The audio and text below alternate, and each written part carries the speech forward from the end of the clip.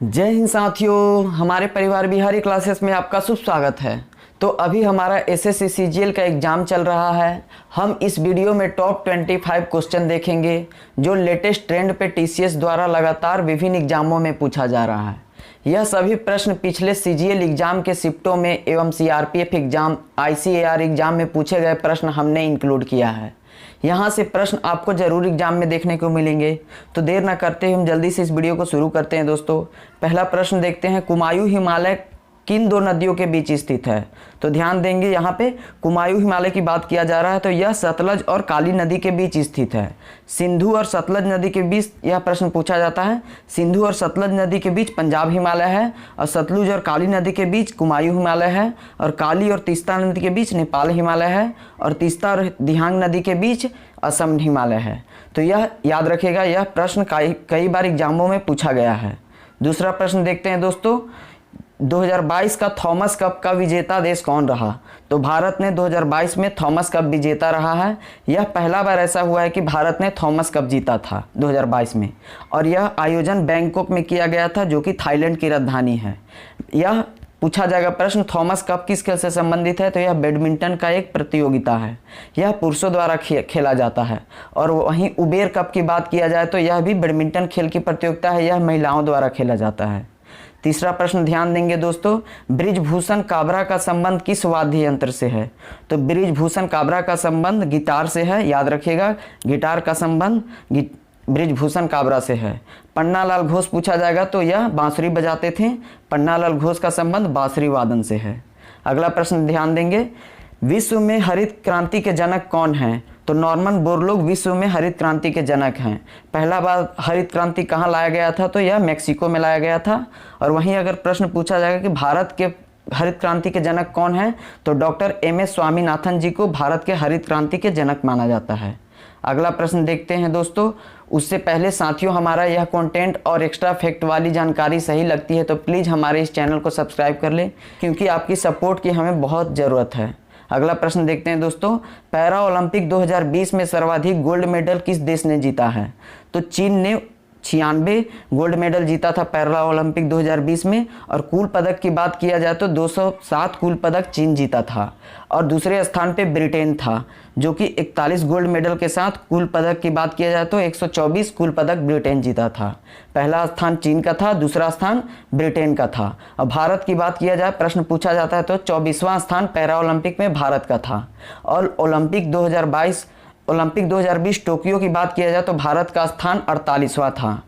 Para Olympic में 24 और Olympic में 48।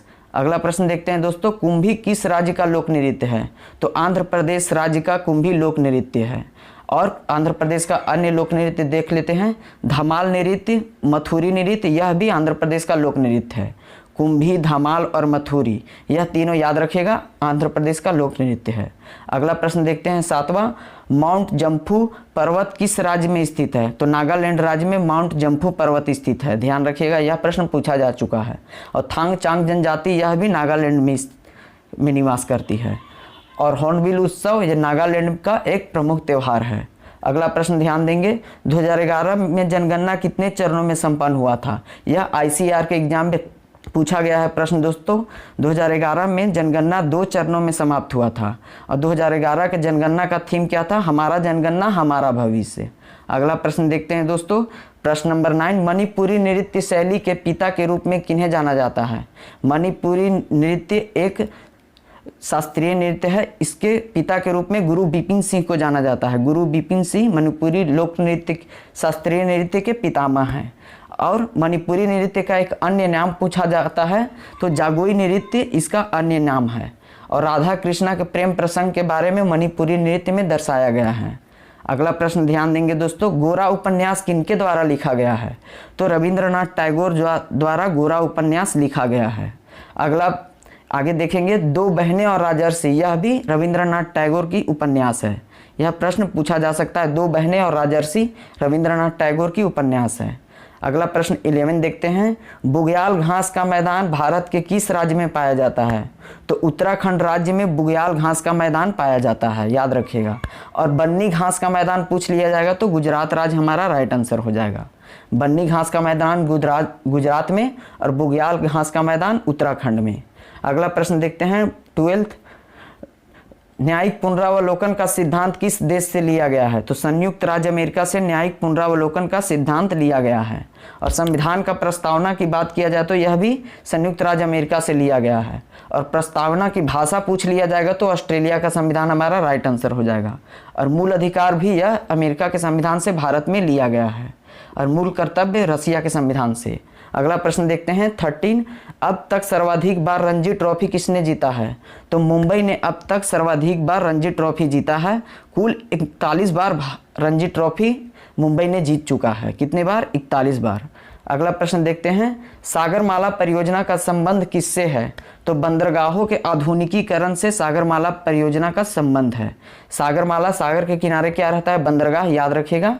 बंदरगाहों का आधुनिकीकरण सागरमाला परियोजना में है।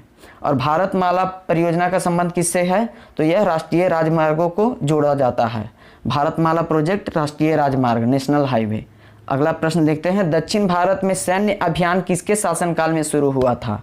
तो अलाउद्दीन खिलजी के शासनकाल में दक्षिण में सैन्य अभियान शुरू हुआ था। वो मलिक काफूर को भेजे थे दक्षिण भारत में।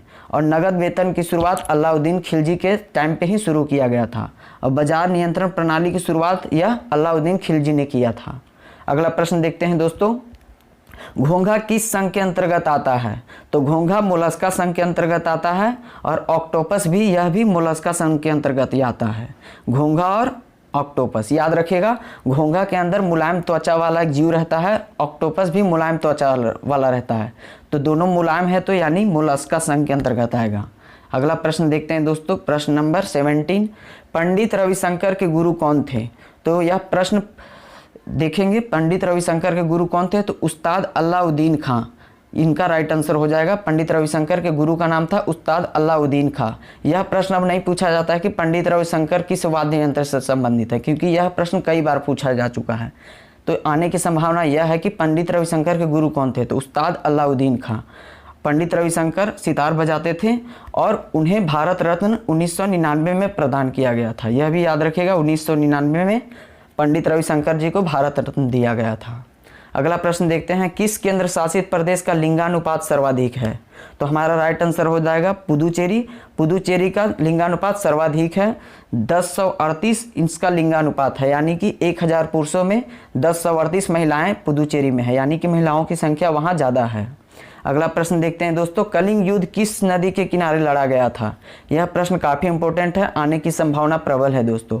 तो दया नदी के किनारे कलिंग का युद्ध लड़ा गया था। जो आज उड़ीसा है वो पहले कलिंग था। सम्राट अशोक जो मगध के सम्राट थे वे कलिंग का युद्ध लड़े थे दया नदी के किनारे। अगला प्रश्न देखते हैं दोस्तों, भारत के नियंत्रक महालेखा परीक्षक की नियुक्ति किसके द्वारा किया जाता है?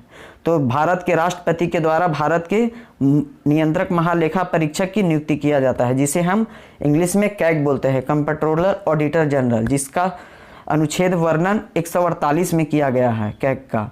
आगे प्रश्न देखते हैं दोस्तों, प्रश्न नंबर 21, आम आदमी पार्टी का गठन कब किया गया था? तो 2012 में आम आदमी पार्टी का गठन किया गया था। इसका चुनाव चिन्ह झाड़ू होता है। दिल्ली के मुख्यमंत्री अरविंद केजरीवाल आम आदमी पार्टी से संबंधित हैं। और पंजाब के जो मुख्यमंत्री वर्तमान में है भगवंत मान, यह भी आम आदमी पार्टी के ही हैं। अगला प्रश्न देखते हैं दोस्तों, वर्तमान में उत्तर प्रदेश राज्य के राज्यपाल कौन हैं? तो वर्तमान में उत्तर प्रदेश के राज्यपाल आनंदीबेन पटेल जी हैं। और प्रथम महिला राज्यपाल भारत की पूछा जाएगा तो सरोजिनी नायडू हो जाएगा। प्रश्न पूछा जाएगा कि भारत की प्रथम महिला मुख्यमंत्री कौन थी? तो सुचेता कृपलानी उसका राइट आंसर हो जाएगा। अगला प्रश्न देखते हैं दोस्तों, काली क्रांति का संबंध किससे है? तो पेट्रोलियम उत्पादन का संबंध काली क्रांति से है, याद रखिएगा, काली क्रांति पेट्रोलियम उत्पादन से। और गुलाबी क्रांति का संबंध किससे है? तो प्याज और झींगा के उत्पादन से है।